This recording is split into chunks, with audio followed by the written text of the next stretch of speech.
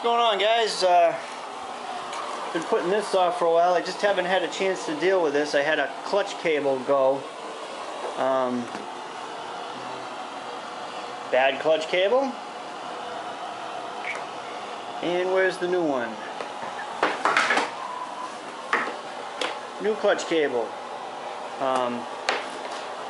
Didn't get around to getting a new clutch cable for a while. It's actually been a couple of months. I just been a lot of other things going on. Been doing a lot of work with that, taking a bunch of oak trees down. Should have been a simple, quick replace from there into there, but guess what? I had to take the cover off. Normally you just take that cover off, the primary cover, and you can do a simple clutch replacement. But the trouble is, it wasn't the original clutch cable. Somebody else put it in and they must have cross-threaded it. And right in there, those threads are, I guess, really easy. They were gone. I couldn't, the new cable just spun in there, and that would have just leaked all the oil out of the cover. So bought some of these, but wrong thread count. None of these are any good. What was it, a 24 thread count, I think? 5/16. This has a 5/16 by 18 helicoil, but I needed, I think, a 5/16 by 24 thread count. So I went to the local machine shop. Guys built a couple engines for me years ago. He had the right helicoil, got it done for me. It was like 40 bucks. And so now I gotta put this back on. Some of the bolts are different lengths. I taped off where the longer ones go. I'm gonna double check with the book. I replaced that gasket last year when I did throw a bearing. This little guy in here I replaced about a year ago. This gasket still looks fine, didn't break anywhere, so I'm going to use that again. We'll get this buttoned up. Okay, pop the cover back on. That's the bolt pattern. The two long bolts go there and there, there and there. The rest of the shorter ones, and then the footrest bolts go in there. And I dropped the tensioner.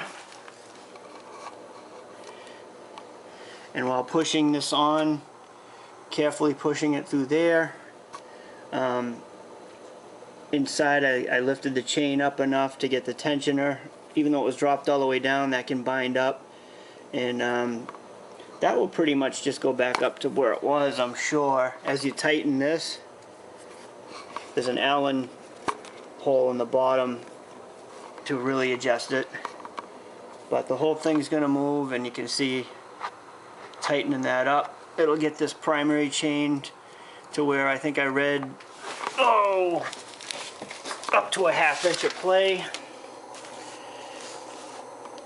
Somewhere I just read what those specs were. It's like a 1/4 inch to a 1/2 inch play. I'll double check on that. But you want that. You don't want it too tight, you don't want it too loose. And I think where I had it was fine. That's about where it was. If anything, it's a touch on the loose side. I might adjust that slightly further. And now it's time to stab the clutch cable in there and make sure it goes in straight, because you got to twist the whole cable at once without screwing up the nice new thread. And then I got to remember how this goes in. Okay, it's a week later. I got everything together last week, and the cable that I thought had been checked to the old one, even though I sent the old one to the place, was wrong. The cable itself came out, it was too long, there was no way to adjust it. So, took about a week, but the guy was cool, he took it back, ordered another one, didn't charge me anymore or anything. So back to getting this in. Got everything lined up, ready to go. Just tightened her up here.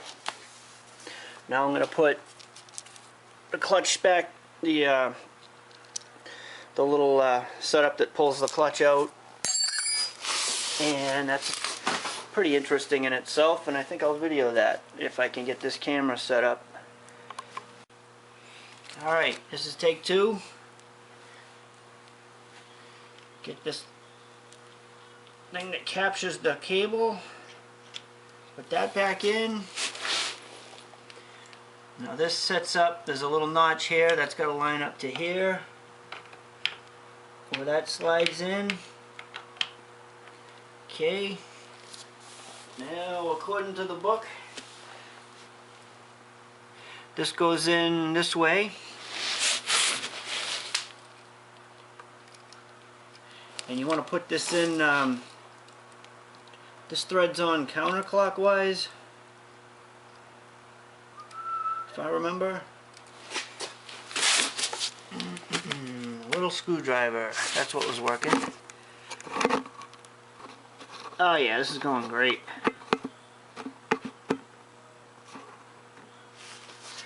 Alright, now I take this, goes into the clutch release mechanism. The little bolt that comes off the throw bearing, you can turn that, and you want to put this in, turn that counterclockwise, and that'll thread this in. And you do it right to snug, and then release a quarter turn. And that should be all you need. Right to snug, release a quarter turn, and then this goes on last, that locks it in.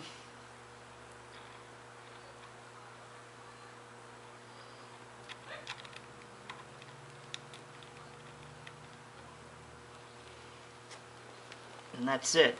That is ready.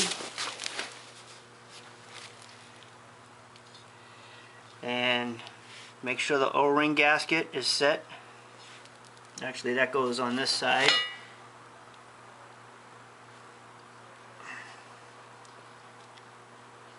I'm going to play with that a little bit. There's 4 little areas that kind of hold this.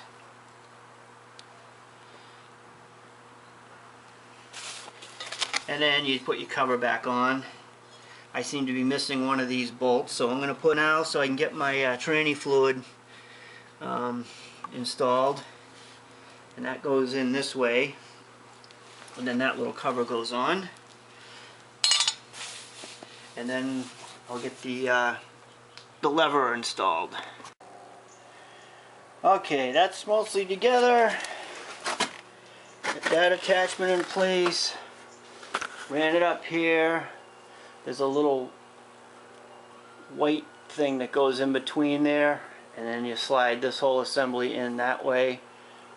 Clip this around, and then this little pin drops through here with that little clip. And it's not quite there yet. And here's the adjustment. And as we run the adjustment, I want to get it tight.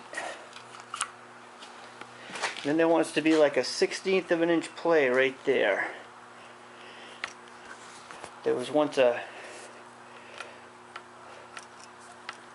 and it's just got to be a little tighter than that. So I'm going to play with that. Set this lock nut, bring that down, and then I can put my gear oil in there, and that'll be it. Yeah, there was once an excellent Jess Toggin video that showed how to do all the clutch adjustment. Time for some new mirrors. Those are done. They're a little rusty. So the bike's running again. I took it for a spin yesterday. It was a little chilly, and it's kind of really chilly today, and just because it's cold and wet. And probably got this running just in time to take it off the road for the winter. It's the way it's looking this year. And meanwhile, took an oak tree down here a couple of weeks ago, pretty much to clear a path for that one. And Spent the last 2 Saturdays trying to lasso the thing. I finally have a cable.